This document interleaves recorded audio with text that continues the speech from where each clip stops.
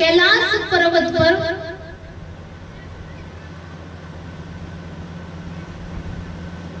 एक शुक पक्षी और पक्षिणी रहते थे।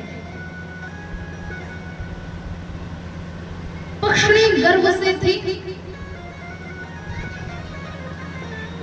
नारद जी के मन में विचार आया कि जब तक सुखदेव जी नहीं आएंगे तब तक भागवत जी का प्रचार जन जन में नहीं हो सकता, क्योंकि भागवत जी पहले चतुश्लोक ही थी महाराज।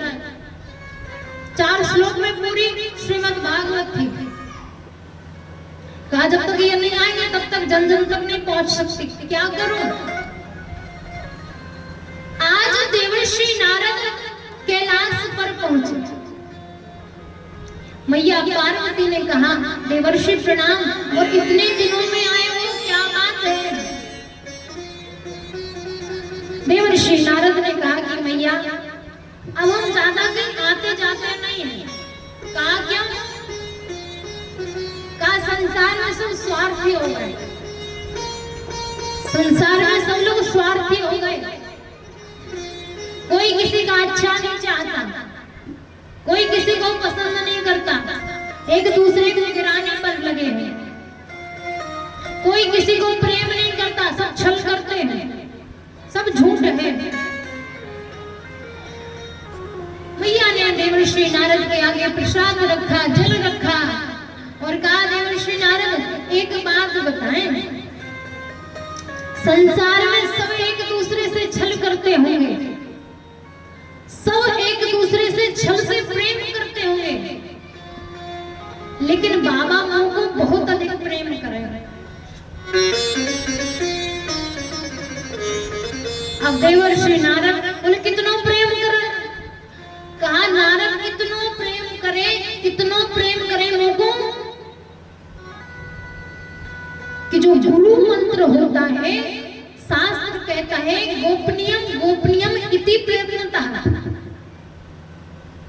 गुरु मंत्र को गोपनीय मतलब छुपा कर रखना चाहिए, यहाँ तक कि अपने पति को या अपनी पत्नी को भी नहीं बताना चाहिए। और देखो देवर्षि नारद, बाबा तो हमको इतना प्रेम करते हैं कि वो मंत्र भी हमें बताया उस मंत्र को।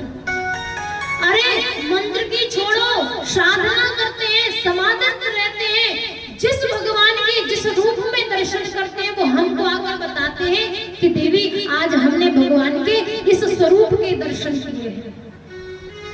कितना प्रेम करते हैं। बाबा ने कहा कि मैया इतना प्रेम करें तुमको बाबा? भैया ने कहा बिल्कुल करते हैं। देवर्षि नारद ने कहा तो एक बात जरूर बताई होगी। बोले कहा बाबा के गले में जो मुंडन की माला है ना, उसमें सिर किसके लगे? बोले हाय देवर्षि नारद, और तो सब बताई लेकिन यह ना बताई कि मुंडन की माला में सिर किसके लगे।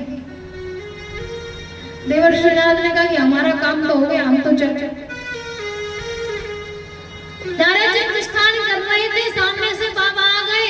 देवर्षि नारद का बाबा प्रणाम, और मैया तुमको भवन में स्मरण करती है, याद करती है। भोलेनाथ ने कहा जब तुम जिस घर से निकलो वहां देवी तो याद करे। बोले क्यों? कहा भगवान विष्णु में और लक्ष्मी जी में झगड़ा तुमने करवा दिया, सरस्वती मैया में और ब्रह्मा जी में झगड़ा तुमने करवा दिया। हमारा घर बचा था सो देखा नहीं गया, सो हमारे घर में भी झगड़ा डाल गए। अब मैया ने जो सुंदर वस्त्र पहने थी, सुंदर साज सज्जा आभूषण पहने थे, उतार के फेंक दिए।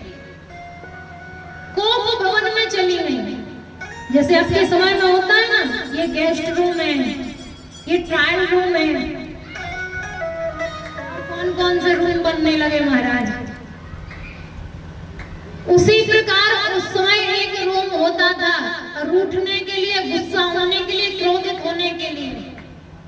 देवी अगर उस रूम में चली गई, उस कक्ष में चली गई, समझ जाओ वो गुस्सा हो गई। उस कक्ष का नाम होता था कोप भवन। कोप भवन में चली गई, क्रोधित हो गई। बाबा ने कहा देखो क्या बात है? बोले मैं तो तुमसे बात ही ना करनी। कहा क्यों ना करने? तुम कपटी हो, छलिया,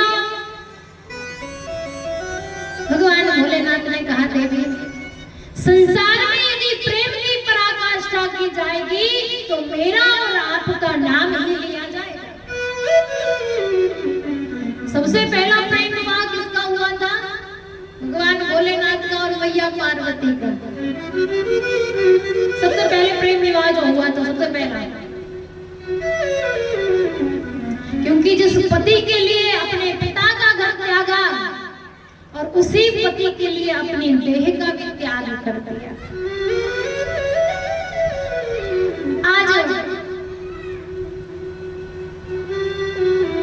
मैया पार्वती ने कहा कि तुम छली हो, तुम कपटी हो, तुम हमको प्रेम नहीं करते, कहा हम तुमको बड़ा प्रेम करते हैं। कहा अच्छा तो फिर बताओ तुम्हारे गले में